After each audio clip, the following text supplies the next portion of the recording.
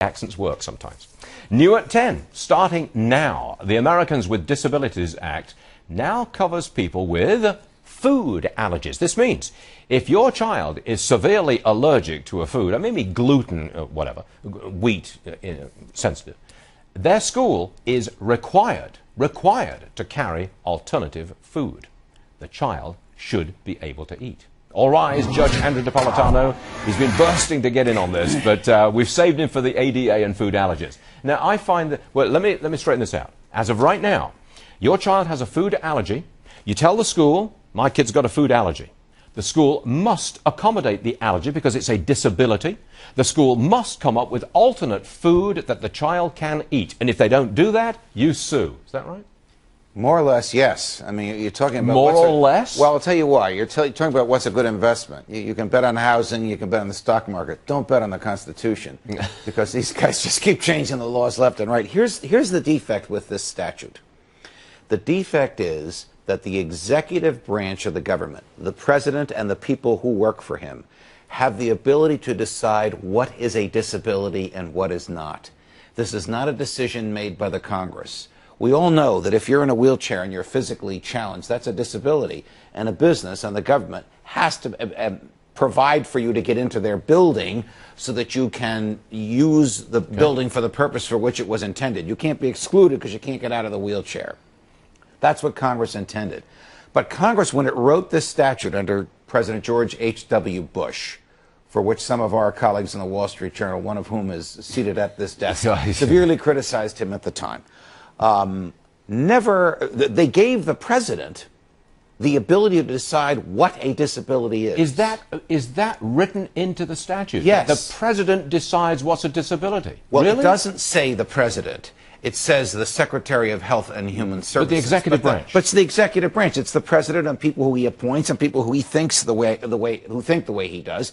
It wouldn't be done contrary to the president's will. So that lets the president expand the definition of a term, disability, which expands the reach of a statute, which expands litigation, which costs everybody money, none of which was done with congressional authorization. And that's why things like Obamacare and things like all the new financial regulations that we have, which create all these new regulatory bodies, are so dangerous because they increase the executive power of government, the unregulated by Congress power of government. And they do so with a smiling face. The smiling face is, of course, children should be able to eat in school. And of course, they should be able to eat food that's healthy for them. And of course, there should be food there that's healthy for each individual child.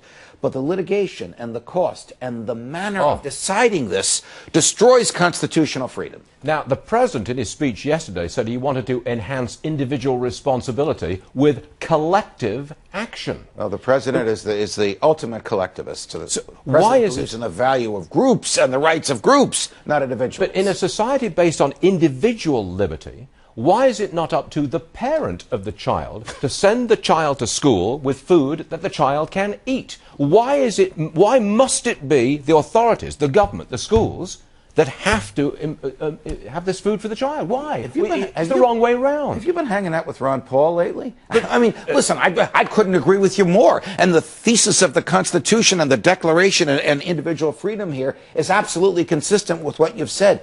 But this president rejects individual freedom. This president is an egalitarian. This president wants the government to take care of people so as to level not only the playing field, but level the ultimate outcomes of the use of the playing field. So can it be any food allergy? I mean, lactose intolerant, for example. Well, it could be any food allergy. It could also be not just children in school. I mean, the ADA, the Americans for Disabilities Act, applies to every public accommodation, from a university to a shop on Main Street to McDonald's. McDonald's? Sure. McDonald's could be forced? Absolutely. Without specific authorization from the Congress and just by executive fiat, because of the powers that the Congress in 1989 gave to the president. I walk into McDonald's and I say, I am, whatever it is, I must be gluten-free. Give me a meal. Well, wait a second. So then I say, you've got to accommodate me. The law says you've got to accommodate me. And they tell you to take a hike. They tell me to take a hike. I go back and I sue, right? Yes. Because they're not accommodated. Well, you wouldn't sue alone. You would file a class action so suit, that your lawyers made millions and you got a cheeseburger without Yes, that's right. You know, we laugh, but that's A gluten-free cheeseburger. A gluten-free cheeseburger. And what group are the president's greatest supporters? The lawyers. One of whom is frequently The on the lawyers. show. Plaintiffs' lawyers. This is outrageous, Judge. It is outrageous. It's one hand washing the other, and it's the public, it's taxpayers, it's the economy, and if I may, it's the Constitution and individual freedom that are suffering. And we're going to have a lot more of it over the next 4 This years. is only the first day of his second term, Wait a and they've second. started with this. You're a former lawyer, aren't you?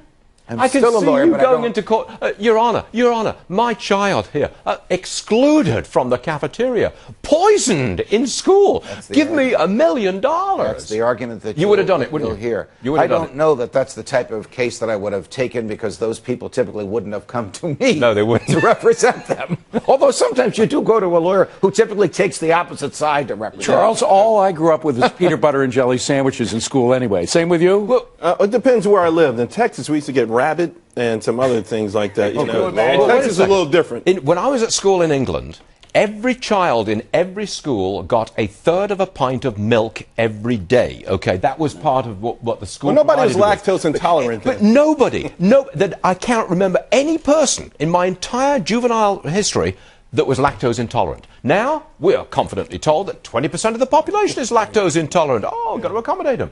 How did this happen, Judge? Well, I don't know how the lactose intolerance happened, but I do know how the government's sensitivity to it came about, because too much power is given to the executive branch.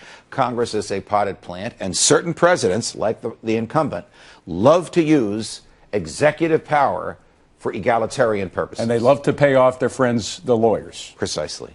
The lawyers. Precisely. I give you.